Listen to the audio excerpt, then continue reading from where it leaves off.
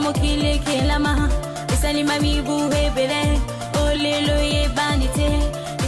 Mbote balandi ya vuva mu television mbote mingi ipai nyonso bosili kozwama to tondi penza bino botondi na attention bozali kopesa etando na bino ya bonsomi ya baindo vuva mu television na bipai binso bozwami balandi ya vuva mu television ndenge kaka toyebi ete émission mokolo mwalelo eyaka okati ya mabota mabino pona kotalisa bino calendrier africain oyo ezali bokoko ya baindo.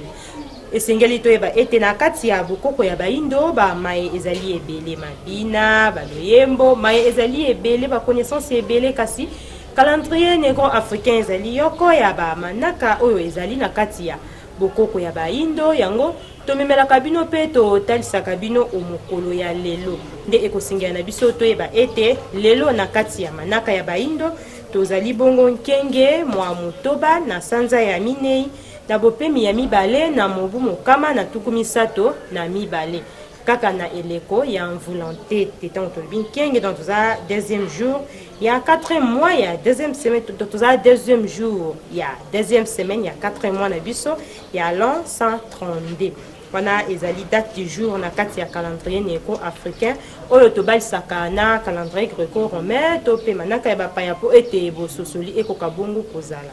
Lelo na manaka ya bapaya tozali mardi le 22 décembre 2020 wana ezalaki ba différentes dates du jour oyo tolengelaki pona bino na kati ya émission mokolo mwa lelo balandi ya vom télévision tika ete tokoba émission na biso nyonso toyebi ete tosukaka kaka te na kopesa bino manaka to pe ba date du jour totalisaka bino pe lisusu bamaye ya motuya oyo eleka omokolo yango nde ekosengela na biso toyeba ete le 22 décembre ya 2018 catastrophe naturelle moko esalemaki na mboka Indonésie oyo babengaki tsunami kuna penza na détroit ya Sondé. Tsunami wana esalaki penza kufa bato bakufaki ebele na catastrophe naturelle wana plus de 373 morts pe bazalaki na plus d'1 millier de blessés bato bakufaki donc bato bazokaki baku ebele na catastrophe wana balandi ya vom télévision esengeli toyeba lisusu ete kaka lelo le 22 décembre sika wana 2008 ezalaki bongo kufa ya mokonzi Lassana Conté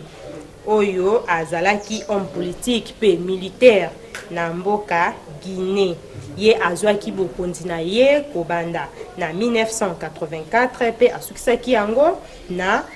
2008.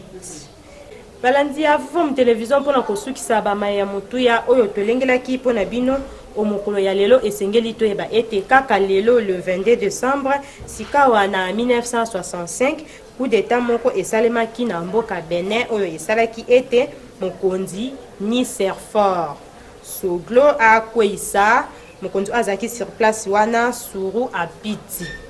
wana ezalaki bamaye ya motuya oyo tolengelaki pona bino omokolo mwa lelo tika ete totombe ya lisusu baebanso babotama mokolo ya lelo le 22 décembre bambotama elamu tika ete tata ekeli kona se akoka kobakisela bino ya mingi selon baposa na bino awa na mokili ya mosuni totombeli lisusu penza bambotama elamu na wabiso nengwa diakanwa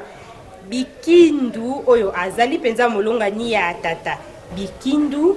babieka totombeli bino banso mbotama elamu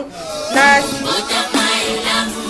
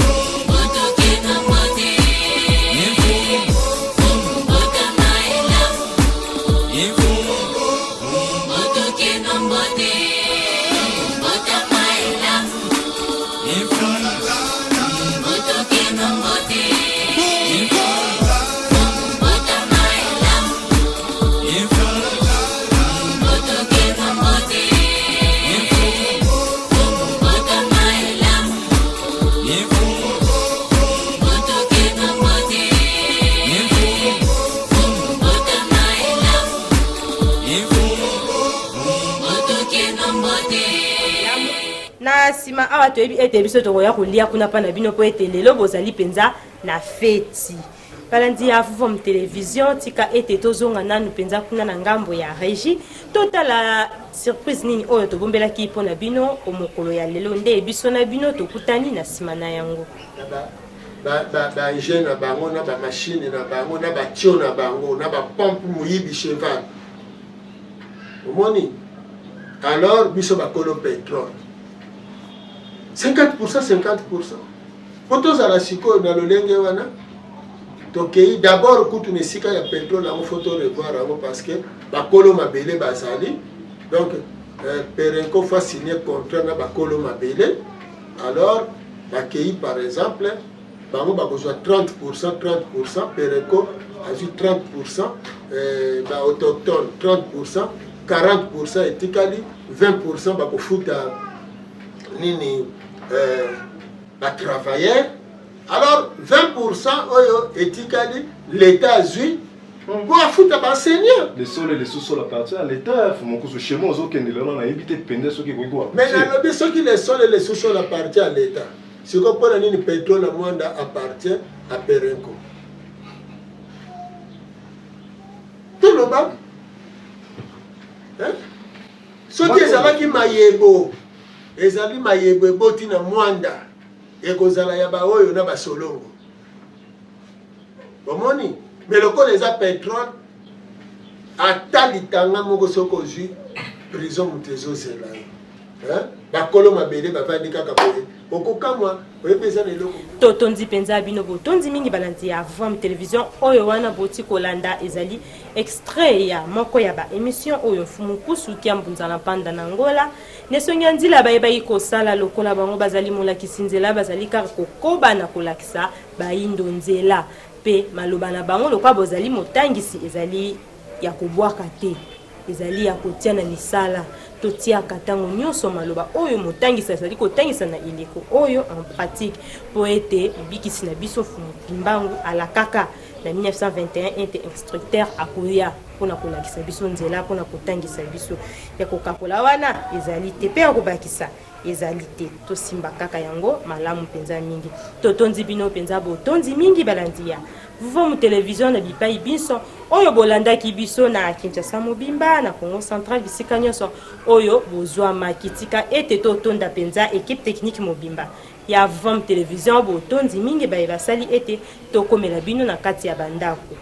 kima ya tata mokeli kima ya Fumukimbangu ezala kati na bino biso na bino tokutani na mikolo mizali koya kenge elamu na mabota mabino